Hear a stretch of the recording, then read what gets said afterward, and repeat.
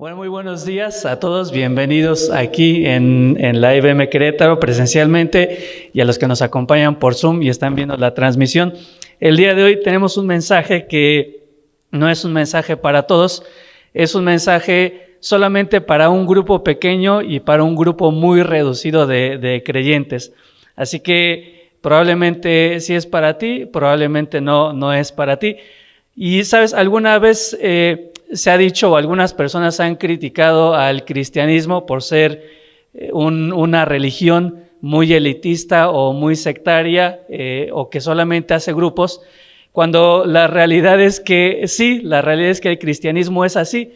El cristianismo es para muy pocas personas y en la palabra de Dios nosotros encontramos este concepto que se repite una y otra vez, ¿no? Desde el Antiguo Testamento, cuando Moisés envía a los espías a reconocer la tierra, fueron 12, pero realmente de esos 12 solamente 2 de ellos fueron fieles.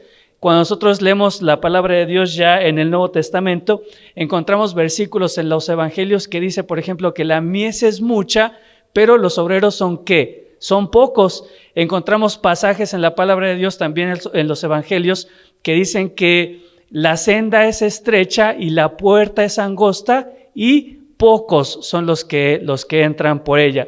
Encontramos historias como la de los 10 leprosos y de esos 10 leprosos solamente uno de ellos regresó a darle gracias a Dios. Nuestro Señor Jesucristo, de hecho, siempre estuvo rodeado de multitudes, miles de personas, pero al final de cuentas solamente un puñado de ellos, 12, y de esos 12 solamente 3 fueron los más fieles y fueron los más cercanos a Él. Así que no es de extrañarnos que el mensaje de la palabra de Dios realmente no sea para multitudes, no sea para grandes números, sino que realmente sea solo para pocos, para escogidos. Dice también la palabra de Dios que muchos son llamados, pero pocos los escogidos. Así que este mensaje, te repito, no es para todos, no es para muchos, sino que es solamente para algunos pocos. Y específicamente esos pocos, quisiera dedicar este mensaje a esos pocos que durante este tiempo de cuarentena, durante este tiempo de pandemia mundial, han permanecido fieles a la palabra de Dios y han permanecido fieles en su vida cristiana. Y le puse por nombre al mensaje de este día, dignos de ser recordados. Vamos a estar estudiando un pasaje en el Nuevo Testamento acerca de un grupo que Pablo se acuerda constantemente de ellos, y de ahí el título de este mensaje, dignos de ser recordados.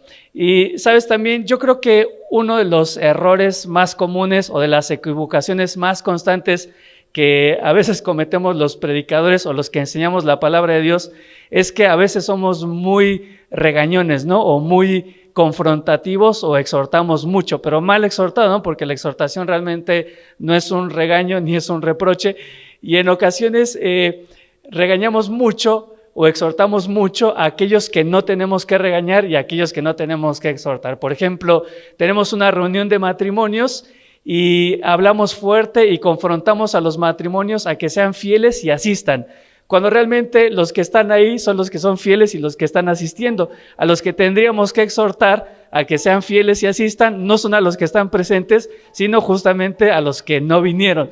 Tenemos una reunión, por ejemplo, de miembros y exhortamos y alentamos a los miembros a que se comprometan y los regañamos porque a veces no vemos el compromiso que nos gustaría, cuando realmente a quienes tendríamos que animar a que se comprometieran son a los que ni siquiera son miembros, ¿no?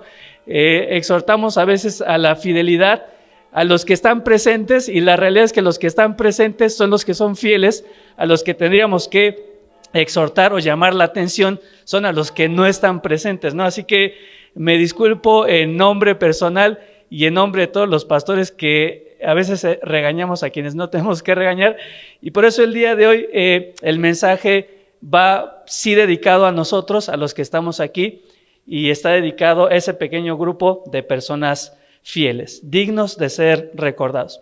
Y bueno, para el pasaje que vamos a estar estudiando el día de hoy, es necesario que abramos nuestras Biblias en unos capítulos, unos libros antes, en el libro de Hechos, para entender un poquito el contexto y para poder entender un poquito la historia de la iglesia y de este pequeño grupo de creyentes fieles del cual vamos a estar hablando el día de hoy. Si nosotros recordamos ahí en Hechos capítulo 13, el apóstol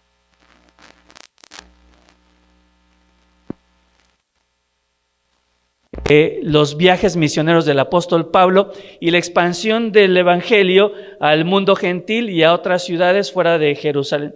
Ya estamos un poco familiarizados con este primer viaje misionero y a partir del capítulo 16 encontramos lo que sería el segundo viaje misionero del apóstol Pablo. En este segundo viaje misionero, el primer lugar o la primer ciudad que van a pisar los pies del apóstol Pablo junto con su equipo de misioneros va a ser de Filipos. La ciudad de Filipos es una ciudad importante de la región de Macedonia y estamos familiarizados un poco con esta iglesia de los filipenses que Pablo la menciona como su corona y su gozo. Llegó a convertirse en una iglesia muy especial para el apóstol. Encontramos del libro de Hechos la famosa historia de esta mujer Lidia, que fue pieza clave en la fundación de esta iglesia. Después leemos la historia de cuando Pablo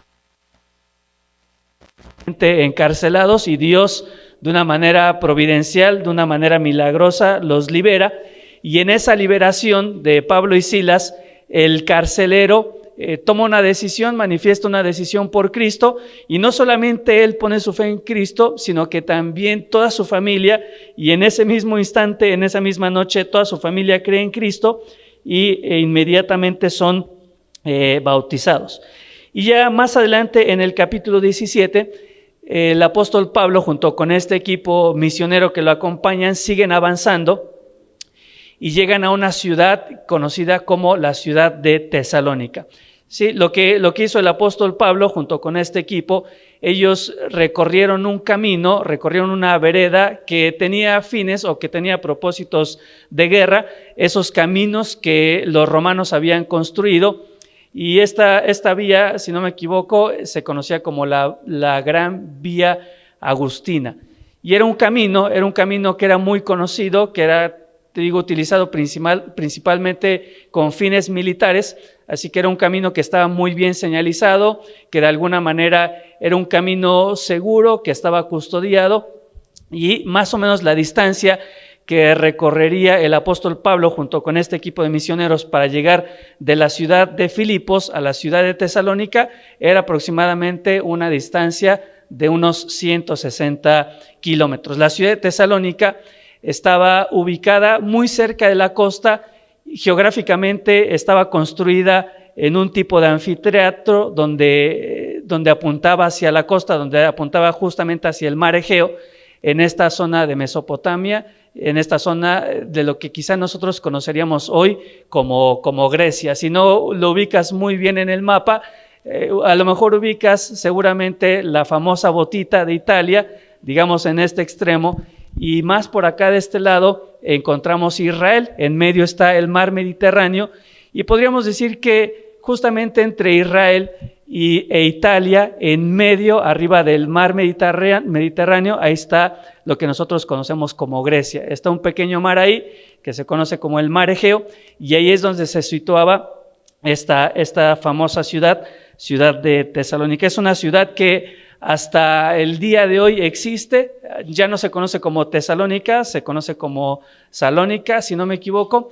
Es una ciudad, yo vi algunas fotos, es una ciudad muy bonita porque justamente tiene vista al mar, hay mucha actividad comercial, hay poco de actividad agropecuaria, se dedican mucho al ramo textil y es una ciudad no pequeña. La ciudad en sí de Salónica o Tesalónica tendrá 250,000 de habitantes, 250,000 quizá más, pero se une con otros poblados alrededor.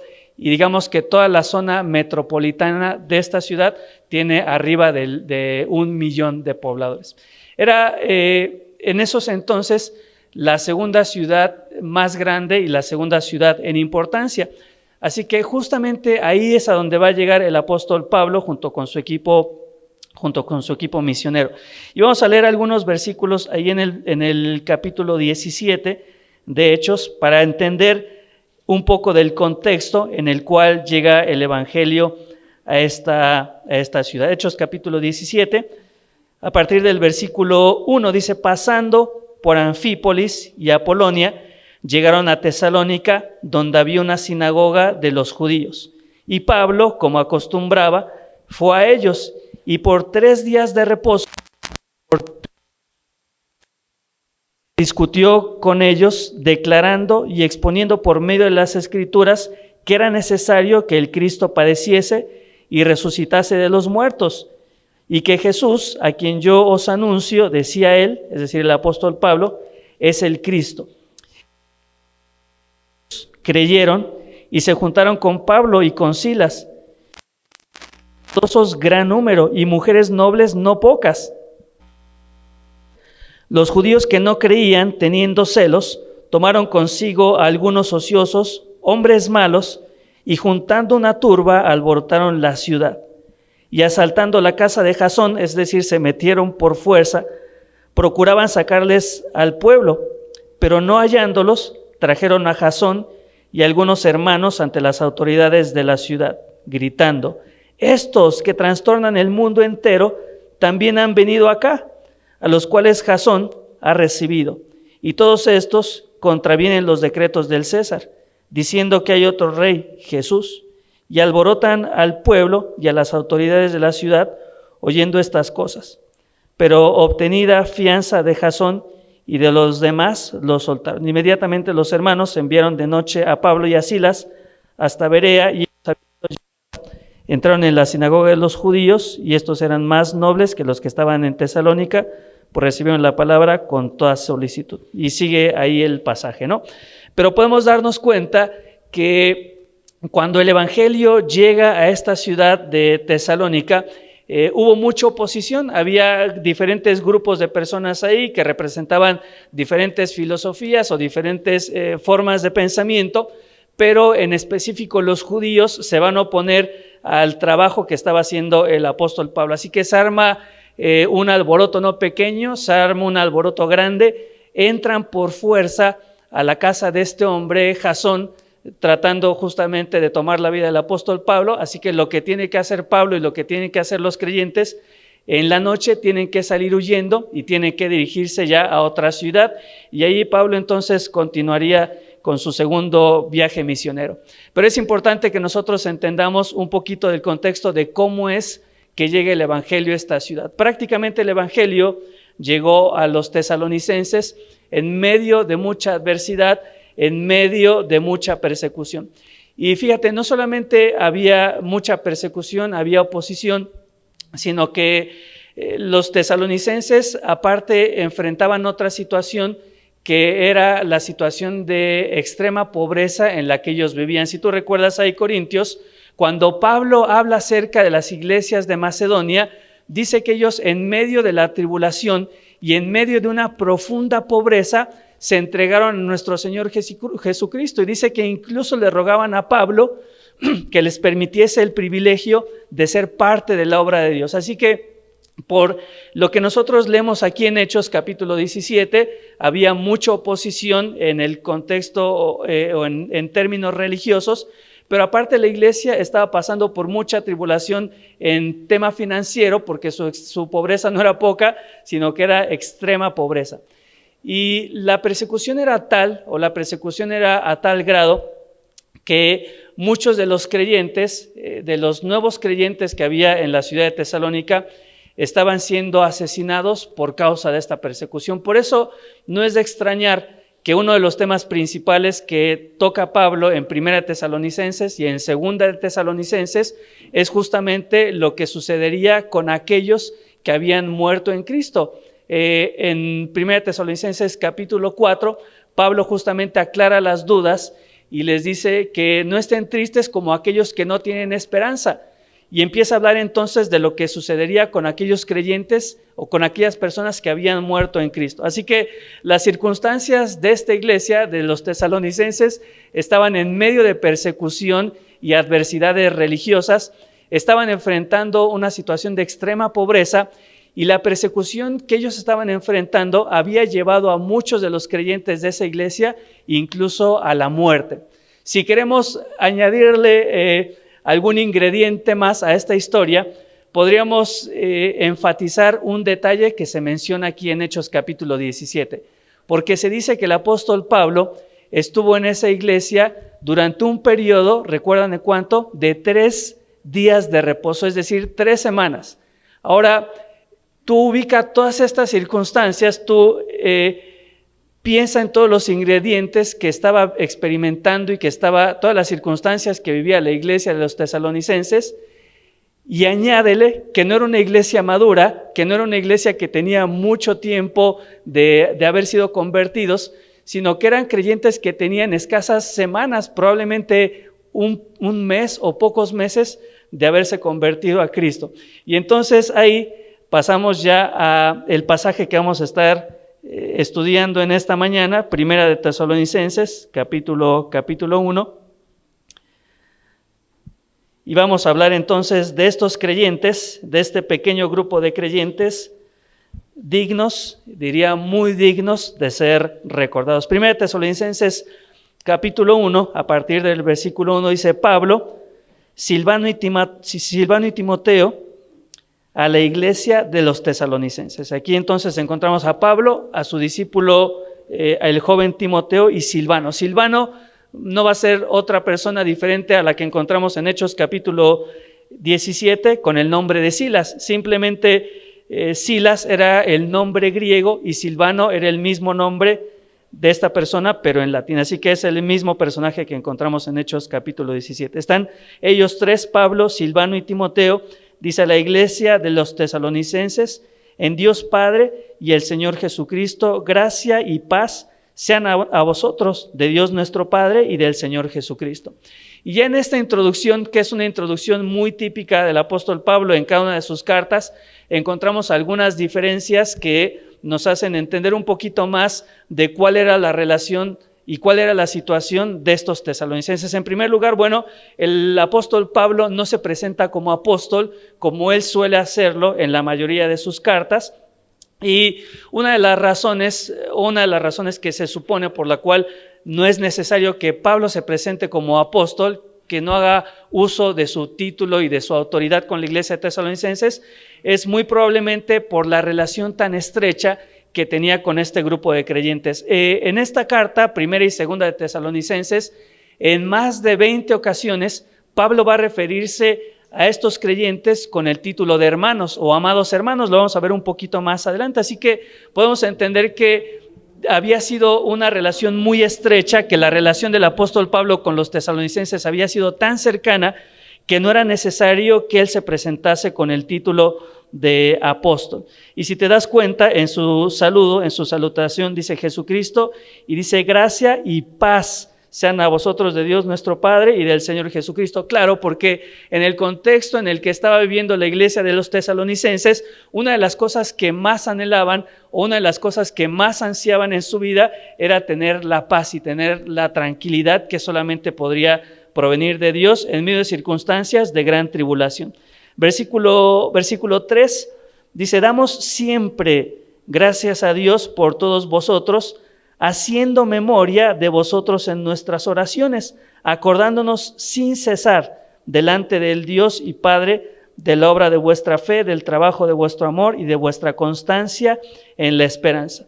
Pero sabes, aquí al principio de estos 2 versículos, versículo 3 y versículo 4, queda muy claro que este grupo de creyentes, quizá no con mucho tiempo de creyentes, pero sí maduros, yo puedo entender que habían producido tal impacto o habían dejado tal marca o tal huella en la vida del apóstol Pablo, que él dice que siempre da gracias a Dios por ellos y que hace memoria de ellos en sus oraciones. Y vuelve a repetir la misma idea en el versículo 3, dice: acordándonos sin cesar. Así que es evidente que este grupo de creyentes había causado tal impacto en la vida del apóstol Pablo que él constantemente estaba orando por ellos, constantemente se acordaba de ellos, los recordaba en su mente, los recordaba en su corazón y continuamente, dice ahí, siempre estaba orando por ellos. Y de ahí el título de este mensaje: dignos de ser recordados, porque, sabes, sin duda, yo creo que de todos los creyentes y de todas las iglesias que Pablo había llegado a conocer y que había llegado a fundar, los tesalonicenses habían dejado tal huella en el corazón de Pablo que eran dignos justamente de ser recordados y de ser recordados siempre. Ahora, generalmente nosotros vamos a recordar a aquellas personas, como te decía, que van a dejar una huella o que van a dejar una marca y que van a hacer una influencia en nuestra vida. Podríamos decir tanto de manera positiva como de manera negativa. Hay personas que las recordamos porque nos lastimaron, hay personas que recordamos porque dejaron una huella profunda de traición o un dolor que es muy difícil de olvidar y por eso las recordamos, pero hay personas que han logrado hacer tal impacto y tal influencia en nuestra vida que son personas que constantemente las recordamos. Y hay otro grupo, podríamos decir un tercer grupo, de aquellas personas que lastimosamente o tristemente no recordamos. ¿A qué personas generalmente no recordamos? Pues justamente al tipo de personas que no tienen ningún impacto, que no tienen ninguna huella y que a lo mejor no han dejado ninguna trascendencia en nuestra vida. Seguramente si nosotros pensamos en el contexto de nuestra iglesia local, constantemente recuerdas a aquellas personas que han sido parte de tu formación espiritual o que han a lo mejor compartido un estudio bíblico contigo, que en algún momento en especial han tenido una palabra de aliento para ti, o a la persona que quizá ha estado contigo en momentos difíciles, o la persona que te discipula, pero personas que probablemente vinieron a la iglesia sin mayor pena ni gloria, que pasaron de una forma muy desapercibida, es seguramente gente que la mayoría de nosotros no vamos a recordar. Aquellas personas que nosotros recordamos son personas que han dejado una huella, que han dejado una marca y que han hecho una influencia en nuestra vida. Por eso yo creo que este grupo de creyentes de tesalonicenses habían logrado eso en la vida del apóstol Pablo y por eso es que él los considera dignos de ser recordados. Y es interesante porque las palabras que utiliza, dice que siempre da gracias a Dios, dice que hace memoria de ellos y dice que se acuerda sin cesar delante de Dios y Padre de este grupo de creyentes. Creyentes sin duda dignos de ser recordados. Y me gustaría solamente mencionar en estos minutos que nos quedan, mencionar quizá 4 características o 4 virtudes que hacía que este grupo de creyentes fieles tuvieran un lugar en la mente y en el corazón de Pablo. 4 características o 4 virtudes que hacen de este grupo de creyentes en Tesalónica dignos de ser recordados. La primera característica, ellos son dignos de ser recordados por lo evidente de su conversión. Sabes, hay muchas personas que quizá cruzan la puerta de una iglesia y que en ocasiones no sabes si su conversión fue genuina o no, y muchas veces son más las dudas que genera, son más las preguntas que uno se hace, ¿realmente esta persona será convertida o no?, que la seguridad que estas personas manifiestan. Pero este grupo de creyentes en Tesalónica tienen evidencias muy claras de que su conversión había sido genuina. Y las menciona ahí en el versículo 3, dice, acordándonos sin cesar delante de Dios y Padre nuestro, y va a mencionar 3 cosas. Dice, de la obra de vuestra fe, del trabajo de vuestro amor y de vuestra constancia en la esperanza en nuestro Señor Jesucristo. Pablo va a utilizar una tríada o una trilogía o 3 palabras que son sumamente comunes en los escritos del apóstol Pablo. Estas 3 palabras las puedes identificar ahí, son fe, esperanza y amor, o fe, amor y esperanza en el orden en el que tú quieras colocarlas. No son exclusivas del apóstol Pablo. Nuestro Señor Jesucristo en muchas ocasiones, Él puso estos mismos 3 conceptos juntos como parte de sus enseñanzas, pero en los escritos del apóstol Pablo vas a ver que en muchísimas ocasiones Él hace uso de estas 3 palabras juntas, quizás en diferente orden, no es tema de hoy en nuestro estudio, pero te voy a decir las ocasiones en las que el apóstol Pablo va a mencionar estas 3 palabras juntas. Va a mencionar en este orden fe, esperanza y amor en Romanos capítulo 5, versículos 1 al 5, 1 Corintios capítulo 13, versículo 13, Gálatas capítulo 5, versículos 5 y 6, Hebreos capítulo 10, versículos 22 al 24, y Primera de Pedro, capítulo 1, versículos 21 y 22. En estos versículos menciona fe, esperanza y amor. Va a mencionar en diferente orden fe, amor y esperanza en Colosenses 1, versículos 4 y 5, en estos versículos que estamos leyendo en 1 Tesalonicenses 1, 3, y aquí mismo en 1 Tesalonicenses capítulo 5, versículo 8. En otro orden diferente, esperanza, fe y amor, lo va a mencionar en 1 de Pedro 3 al 8, capítulo 1, versículos 3 al 8. Bueno, aquí no es el apóstol Pablo, pero se mencionan.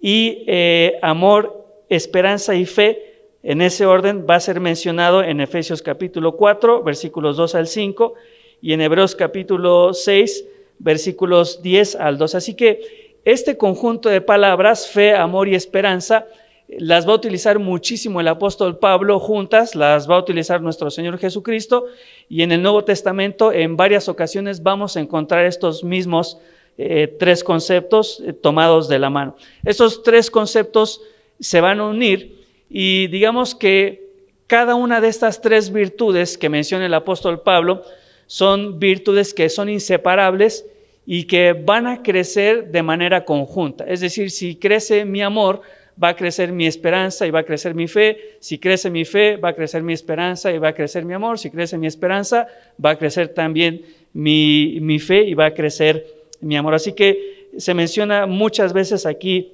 en estos pasajes, pero no solamente va a mencionar estos tres conceptos de fe, amor y esperanza, sino que va a añadir algo más, porque dice que siempre se acuerda, y fíjate, dice, acordándonos sin cesar delante del Dios y Padre nuestro Señor Jesucristo, de la obra de vuestra fe.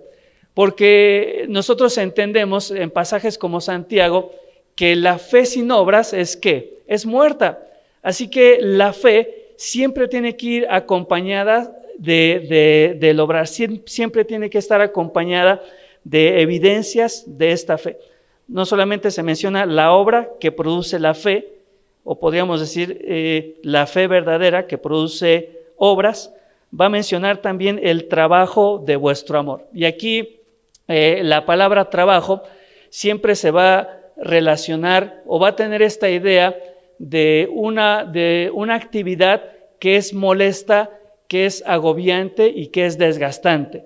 Entonces podemos entender que por causa del amor que tenían este grupo de creyentes en Tesalónica, ese amor hacía que ellos actuaran de una forma que los hacía cansarse y de una forma que los hacía agotarse, pero lo hacía. ¿Sí? Menciona entonces la obra de su fe, constancia en la esperanza, ¿sí? Algunas otras versiones van a traducir vuestra paciencia en la esperanza. Y esta paciencia en la esperanza de nuestro Señor Jesucristo no es una paciencia pasiva, es decir, no es el que sufre con resignación y de una manera pasiva esperando a que las aflicciones pasen, sino que esta paciencia más bien sería la paciencia que se equipara con la paciencia de un soldado que a pesar de las adversidades, él se mantiene firme y se mantiene avanzando en la batalla. Estas expresiones entonces podrían traducirse también como una fe operante, como un amor laborioso que está dispuesto a desgastarse por otros y como una esperanza paciente en la venida de nuestro Señor Jesucristo en medio de las adversidades. Pero digo, entonces el apóstol Pablo consideraba a estos hermanos dignos de ser recordados porque su conversión había sido evidente. Era muy claro el fruto que la conversión de ellos estaba dando en su vida a través de sus obras, a través de su amor, a través de su constancia y a través de su paciencia.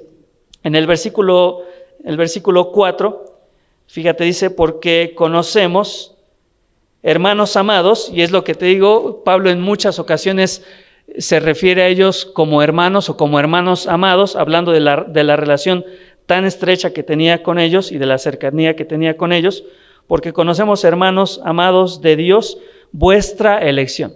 Este versículo para algunas personas puede llegar a ser un poquito confuso, porque algunos lo interpretan como que Pablo conocía la elección que los hermanos de tesalonicenses habían hecho de Dios, y algunos lo interpretan como la elección que Dios había hecho de los hermanos en la iglesia de tesalonicenses, porque conocemos, hermanos amados, de Dios vuestra elección. Aquí no vamos a meternos en temas controvertidos relacionados con la elección. Si tú me preguntas, yo creo en la elección porque la palabra de Dios lo enseña, como en pasajes como estos. No es clara la forma en la que Dios elige, la forma o el mecanismo de la elección no es muy claro, pero de que existe la elección, existe la elección. Ahora, ¿nosotros podemos saber quiénes son los elegidos por Dios? Pregunto. ¿Sí o no? Sí podemos saber quiénes son los elegidos por Dios. ¿De acuerdo a qué? De acuerdo a las evidencias que nosotros vemos en ellos. ¿Cómo funcionó la elección? No lo sabemos.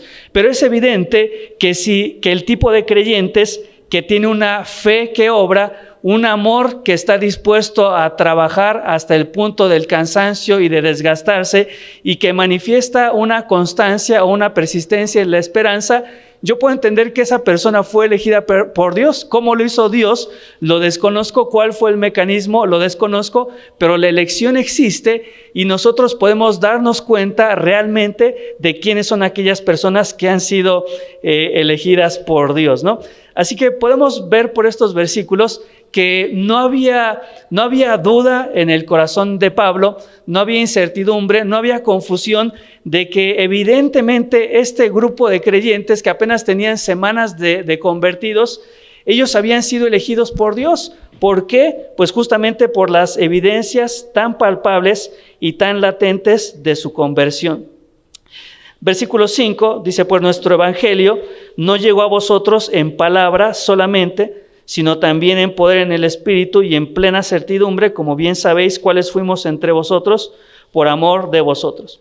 Y fíjate, aquí confirma algo, ¿no? Dice que el evangelio no llegó a ellos, que dice en palabra solamente, sino en poder. Y creo que este concepto o esta enseñanza es muy adecuada para nosotros en estos días, ¿no? Porque creo que en estos días se ha manifestado quién realmente ha entendido el evangelio. Creo que en estas circunstancias que vivimos ha sido muy evidente quiénes realmente entendieron el evangelio y tuvieron una conversión. Porque, ¿sabes? El evangelio no solamente tiene que ver con palabras, no solamente tiene con venir a un lugar como este, venir a una iglesia y escuchar ciertos términos o ciertos conceptos y que eso no afecte nuestra vida, que no hay una transformación, sino que el evangelio no solamente se manifiesta o es evidente a través de las palabras, sino que el evangelio tiene que ser evidente a través del poder y a través de la vida. El evangelio no es solamente decir creo en Dios, pero en circunstancias como el COVID o como una pandemia, manifestar con nuestra vida que realmente no creemos. No puedo decir solamente con mis palabras que confío y con mis hechos y con mi conducta, manifestar que realmente lo que menos tengo es confianza en Dios. Así que este grupo de creyentes en Tesalónica, el evangelio no solamente había llegado en palabra, sino que también había llegado en manifestaciones del poder.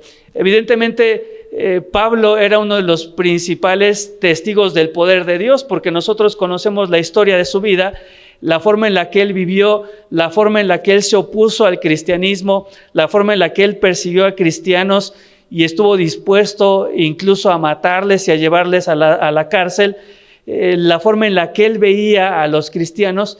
Y es tan evidente el poder del evangelio que transformó a este hombre en algo totalmente diferente a lo que él era.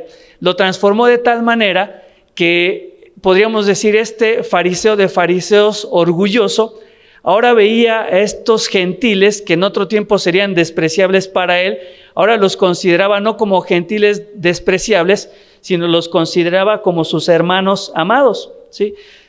Tenemos que entender esto, ¿no? Y te repito, en estos días ha sido muy patente que el Evangelio no solamente se trata de palabras, no solamente se trata de cargar nuestra Biblia bajo el brazo y decir yo creo, pero después encerrarnos en nuestra casa con miedo, ¿no? El Evangelio tiene que manifestarse no solamente en palabras, sino también en poder. Dice en el Espíritu Santo, dice y en plena certidumbre. Esta palabra plena certidumbre se refiere a la seguridad interior que producía el Espíritu Santo en aquellos que se habían convertido en este tipo de personas. Como bien sabéis, cuáles fuimos entre vosotros por amor de vosotros. Así que el Evangelio que predicaba el apóstol Pablo, no solamente, te digo, era la expresión de ideas o conceptos, sino que venía acompañado de poder y venía acompañado de una conducta, de tal manera que los tesalonicenses sabían cómo había sido Pablo en medio de ellos. Versículo 6, dice, vosotros venisteis a ser imitadores de nosotros y del Señor, recibiendo la palabra en medio de gran tribulación, con gozo en el Espíritu. No solamente el apóstol Pablo y los que lo acompañaban habían sido imitadores de Cristo, sino que ahora este grupo, y te repito, a mí se me hace impresionante porque teniendo tan poco tiempo de convertidos, ya se habían convertido también en imitadores del apóstol Pablo y los que a él le acompañaban. Y todo esto, como dice acá el versículo 6, todo esto en medio de gran tribulación.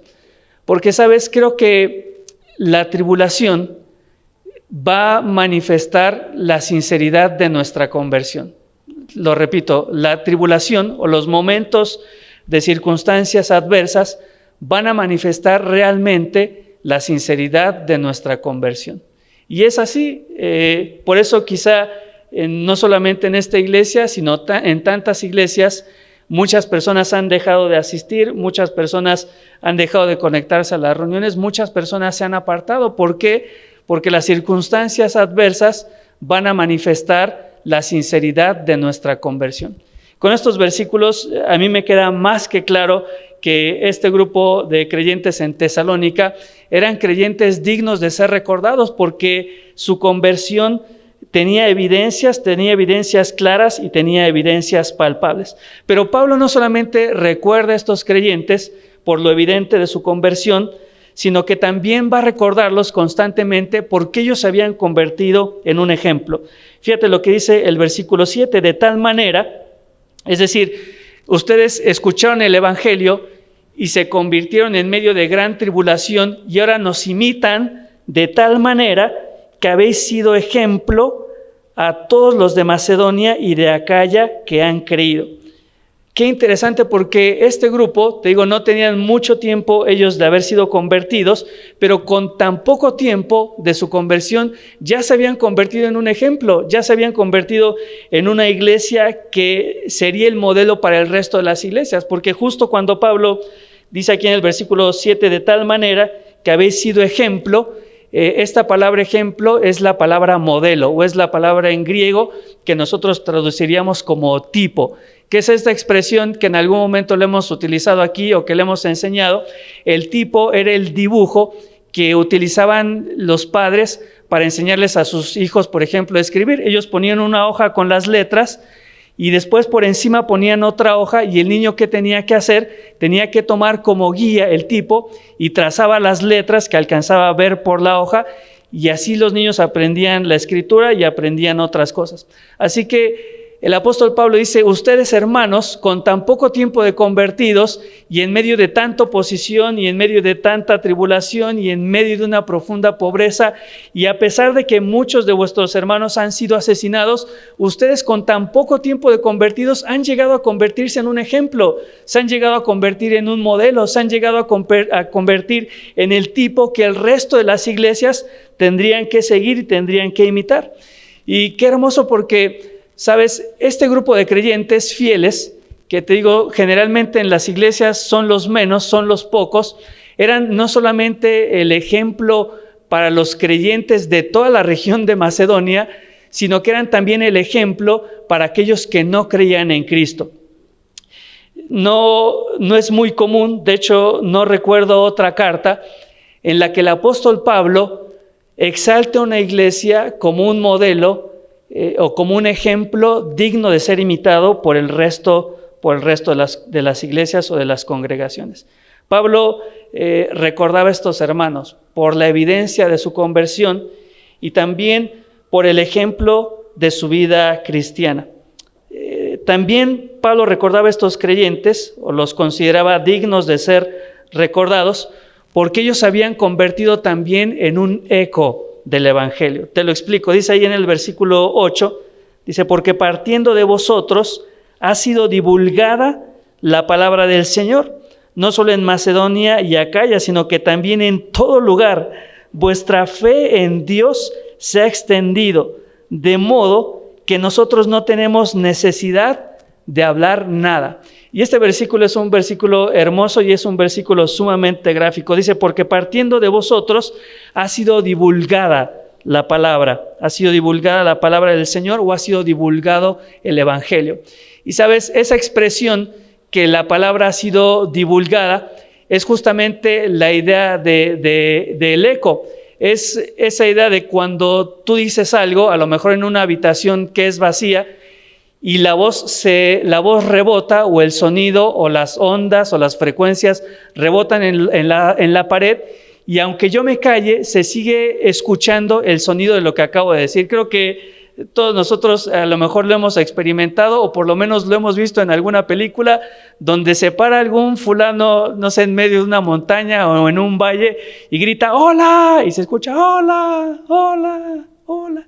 Y aunque la persona cierre su boca y aunque la persona ya no esté hablando, el eco sigue resonando y el mensaje se sigue transmitiendo. Pues bueno, es la misma expresión o es la misma idea que menciona el apóstol Pablo, expresa aquí.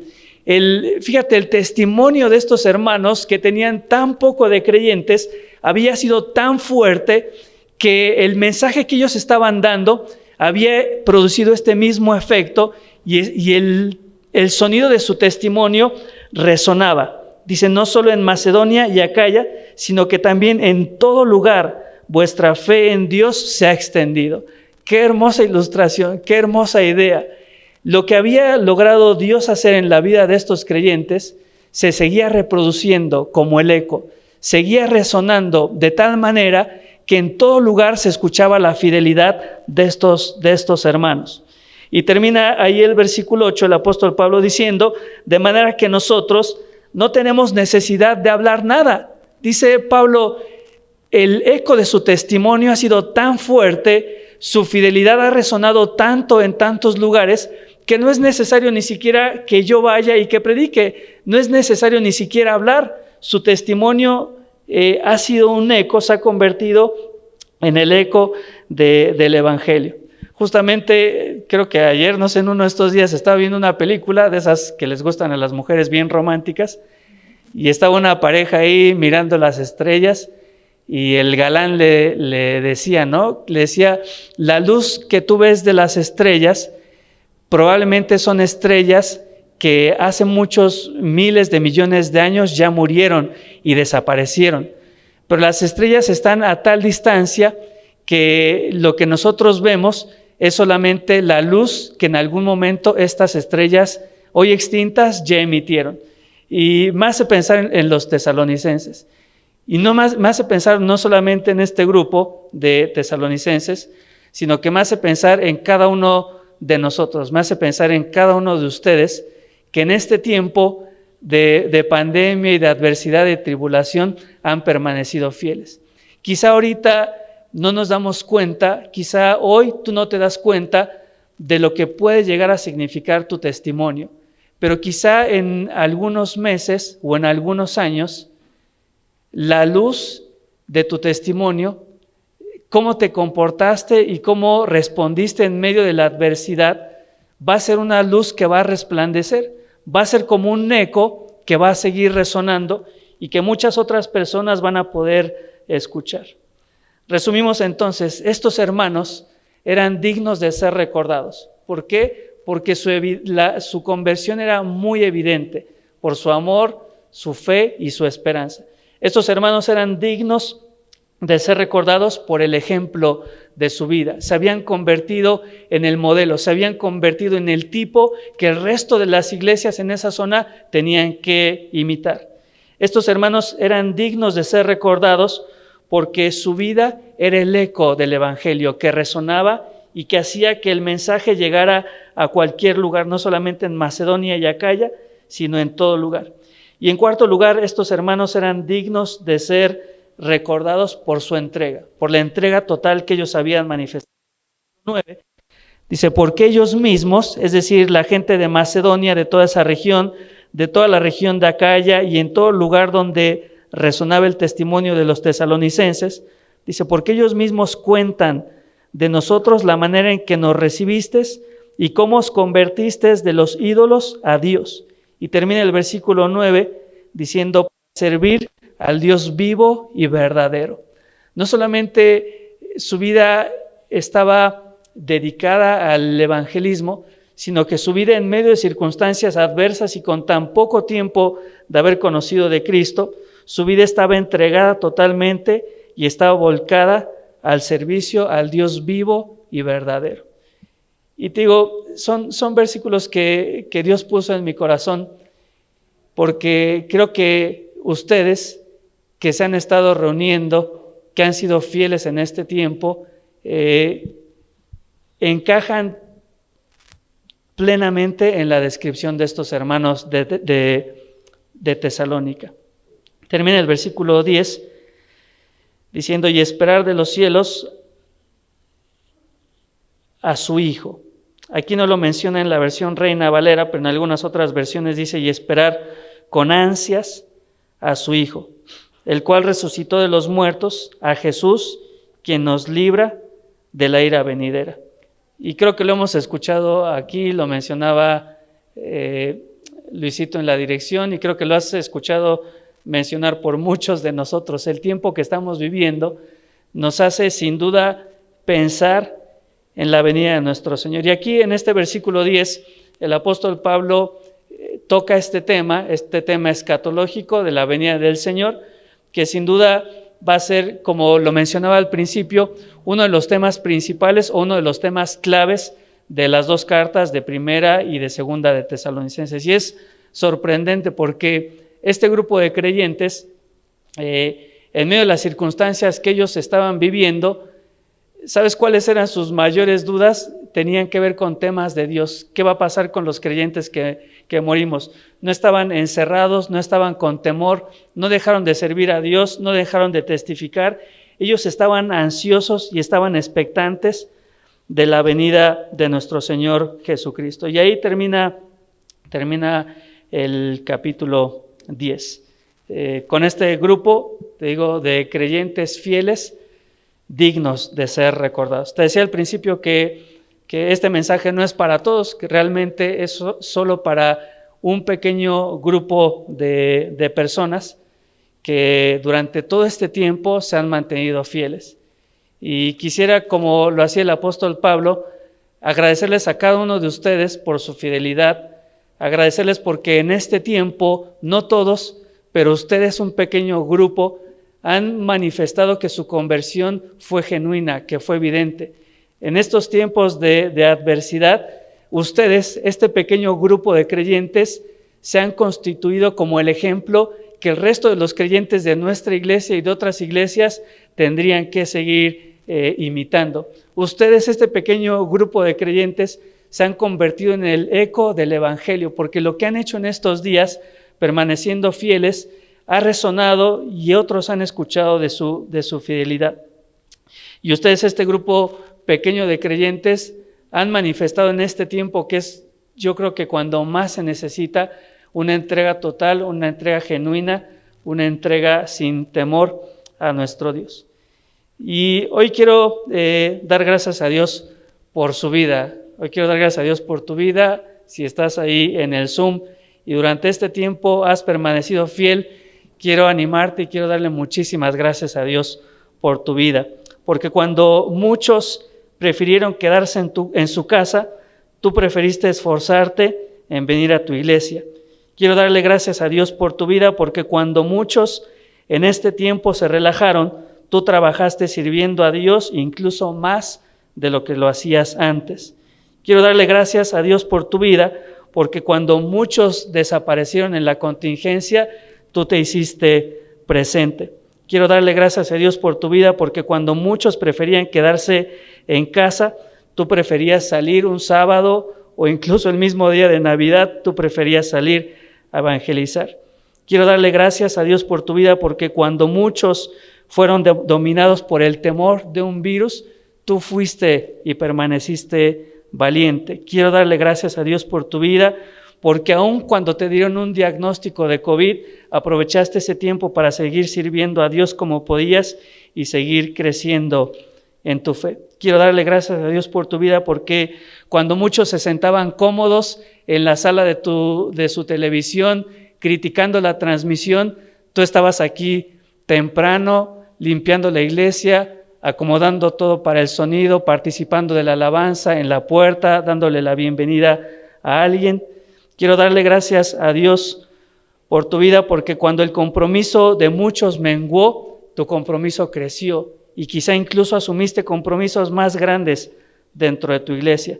Quiero darle gracias a Dios por tu vida, porque cuando muchos se enfriaron, tu amor por Dios durante este tiempo se encendió aún más. Quiero darle gracias a Dios por tu vida, porque tu conversión ha sido evidente en medio de la tribulación, porque te has convertido en el ejemplo, en un modelo para otros creyentes, porque tu vida ha sido el eco del evangelio que muchos escucharán, porque has manifestado una entrega total a Dios sin importar las circunstancias. Quiero darle gracias a Dios porque ustedes, este grupo pequeño de creyentes fieles, se han convertido en un ejemplo digno a imitar y en creyentes dignos de ser recordados. Y si quizá no estás dentro de este grupo de creyentes fieles y de creyentes dignos de ser recordados, qué triste sería decir lo contrario, ¿no? Que durante este tiempo tu vida es digna de ser olvidada. Qué triste y qué horrible sería eso, y no quisiera terminar con ese pensamiento, ¿no? Pero si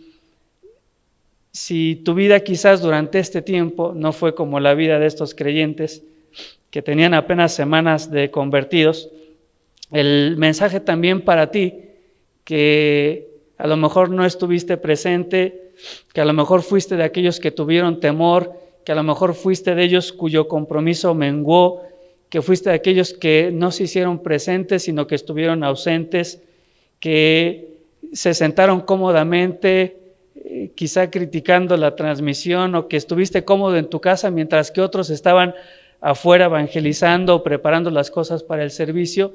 Quisiera también darte un mensaje de ánimo y esperanza. Tenemos, si Dios lo permite, un nuevo año, y quizás hoy, terminando en el último culto del año, es la oportunidad para que tú te pongas de rodillas y digas: Dios, te pido perdón porque durante este tiempo mi conversión no fue evidente. Quizás es la oportunidad para que hoy tú te pongas a cuentas con Dios y digas: Dios, lo menos que yo he sido durante esta contingencia es un ejemplo a otros creyentes y a otros que no creen en ti. Lo menos que ha representado mi vida durante este tiempo ha sido un eco del evangelio, porque lo que menos he manifestado durante esta cuarentena ha sido una entrega total a tu servicio. Para los que están presentes y a los que se han mantenido fieles durante este tiempo tan difícil, de lo más profundo de mi corazón y con la Biblia presente y en nombre de nuestro Señor Jesucristo, quiero darles gracias, porque son creyentes dignos de ser recordados como los creyentes de Tesalónica. Vamos a terminar este tiempo orando. Querido Dios, te damos gracias porque en medio de circunstancias adversas, tú siempre mantienes a un puñado de tus hijos fieles a ti. Gracias por el ejemplo que estos creyentes de la iglesia de Tesalónica representan para nosotros, que en medio de circunstancias tan adversas y mucho más adversas a las circunstancias que hoy vivimos, ellos pudieron ser fieles. Y para Pablo se constituyeron en hermanos con poco tiempo en su fe, pero dignos de ser recordados.